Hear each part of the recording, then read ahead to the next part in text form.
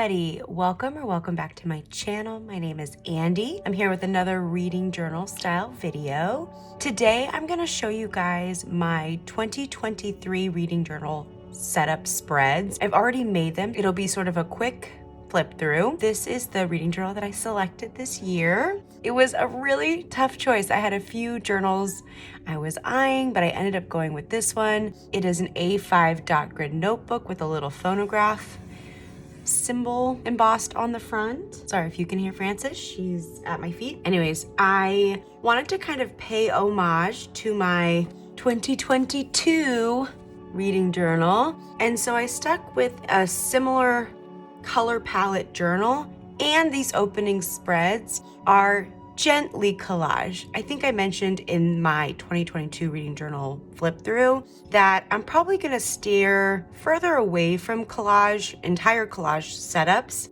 in this journal just because they're so time consuming. But you know, I just wanted to have a little moment potentially saying goodbye to all the collaging. So anyways, all that to say, let's jump into it. I'm gonna link all or as many of the products, materials that I can down in the description box below. But of course, if you have any questions, let me know. So this is my opening nameplate page. I kind of wanted to do like a little sampling of the materials and color scheme that I was going for these opening beginning of year pages. So I got some washi tape, the markers I'm using, a little flower doodle, and of course my name. Again, I kept this page so simple, just have reading journal, the year, and that same little, I don't know, little moment. A handwriting hack, I guess you could say, I use is I actually go onto Word doc and I look through all the different kinds of fonts that they have, and I blow them up a little bit, I print them onto paper, and then I sort of do a tracing paper hack where I'll color with pencil on the back side of it, then I'll place it in the spot that I think, and then I'll trace over it with another pencil or sharp pen, and it kind of leaves just like a gentle sketching of what the font is, and then I'll go over it in pen. So I'm not the best with handwriting. My handwriting is honestly quite terrible. So this is a nice little hack where I can do some pretty fonts or some fonts I wouldn't know how to make on my own, but in a way that's a little more user-friendly and better for me as a handwriting novice. So as every reading journal starts, this is my reading list, the reading log. I stuck to the same format as I do almost every year now, where I'll have space where I can write the title of the book, the author of the book, my star rating. In years past, I also included things like date started, date finished, or number of pages. I just don't find that I'm that interested in those stats anymore. So I keep it pretty simple, and yeah, visually I love to break it up with a really light color Tombow dual brush pen. This is one of the light grays. I think it's number N95. Oh gosh, never noticed that before. Anyways, I love that color because it's a neutral and has a bit of a warmer tint to it, so I really like it. And again, I have those 6 pages for it. I have a little different flower doodle at the bottom, but generally speaking, the washi tape is set up the same.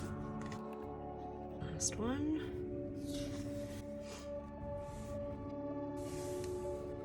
Then, just like I did last year, I have my kind of books read spread. This year I did name it the Goodreads tracker. We'll see if I stick to remembering to not only keep track in my reading journal, but to also do a better job on Goodreads.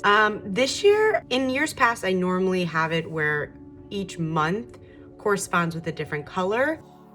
I might do that same thing, or I might stick to just that gray marker, just because I think it'll look nicer. I don't know, we'll have to see. But yeah, this was quite tedious to make. I don't have the time or patience to whip out a ruler, so I just hand draw it. And I don't mind that it's, you know, there's little imperfections. I kind of find that it makes it a little more homey and a little less perfect, I guess. it makes me feel a little more comfortable like making mistakes when there are imperfections already in it.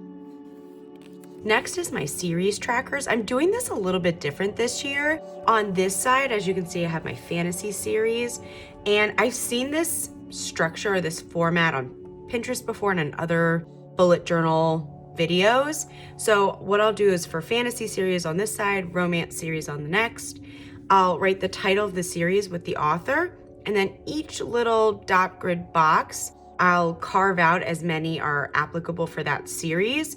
I have started with 2 because in theory, for it to be a series, there needs to be at least a second book. So yeah, I really like the organization of this page. I've always kind of struggled with my series layouts. I've not quite found one that I love. So I'm feeling hopeful for this one. I kind of like how organized and simple it is.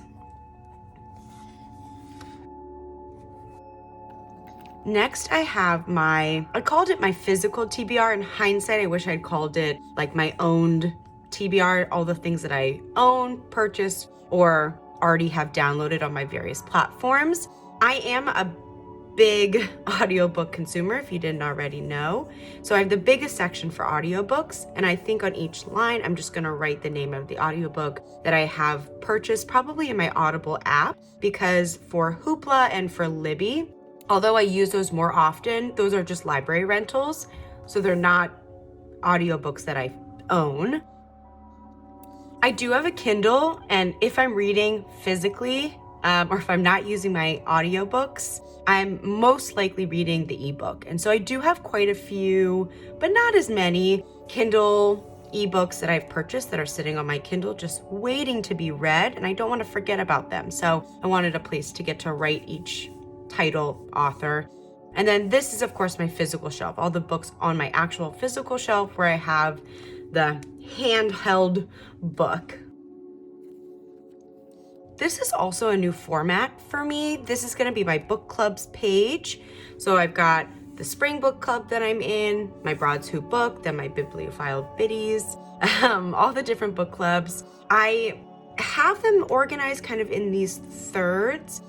I don't know, because each book club, we're not the best of reading exactly one book every month. You know, for like, this is the book club I'm in with my college best friends, and we meet more like once a quarter, or like once every couple of months. And my work is a little less predictable as well. It just kind of depends how busy people are.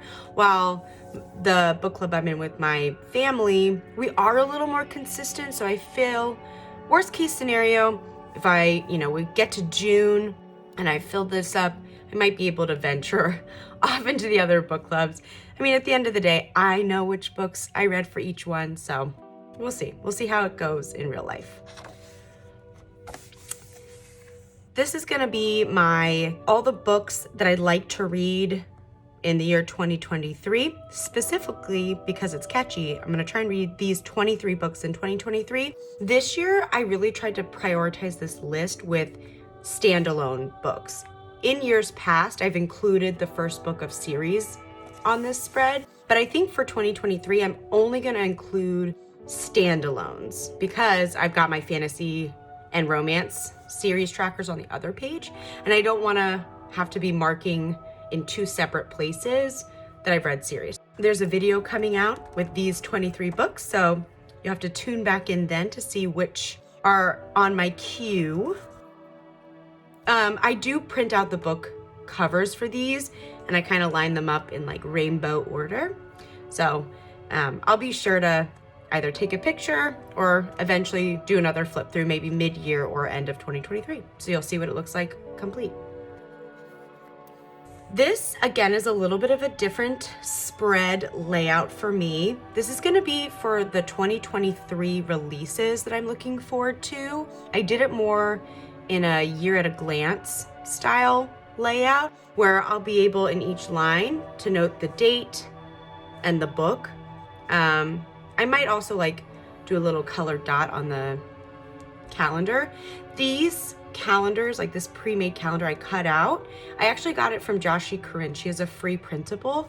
So highly recommend using that. It was so nice not to have to handwrite every single number. So I loved that. And yeah, again, I have a video coming out with all the 2023 releases I'm excited for. So it's not filled out here yet, but I do have my list. It's growing on my phone as we speak. And then the last spread in these beginning of year pages is just my favorites from each month. I, in a perfect world, would have one book in each box, but what happens is there's 3 books that I like, or 2 books, or an entire series that I love from a particular month. So sometimes you'll see the month is just one big book cover, but sometimes it has multiple. It just really depends. I use my little stamp pad for each month. I just use the initial so that I would know, and it's gonna go January, February, March, April, May, June, so on. So yeah, after that, starting this page, we'll start my January spreads. I don't typically do any full year readathons. I know some people do the Buzz Wordathon or the A through Z challenge. I just don't typically do those. I prefer the themed read-alongs within a particular month. And I know last year in 2022, I didn't do hardly any. I think I might have just done whatever-a-thon back in, oh gosh, maybe June. So a goal of mine for 2023 is to certainly do more readathons and read-alongs and those fun little challenges. So I'll make those spreads as they pop up. So yeah, that's all. I'll do a quick little flip through.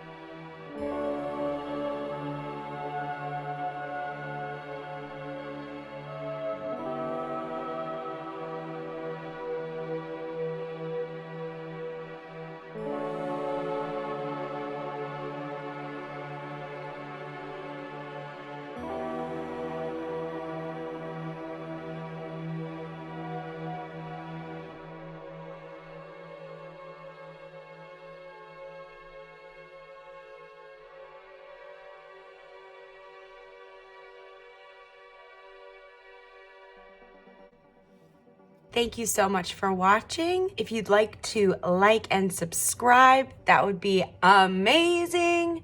But if you're just passing through, just trying to get some quick inspiration, that's totally fine too. I hope you enjoy the rest of your day or evening, morning, wherever or whenever in the world that you are. And I'll see you in the next one. Bye.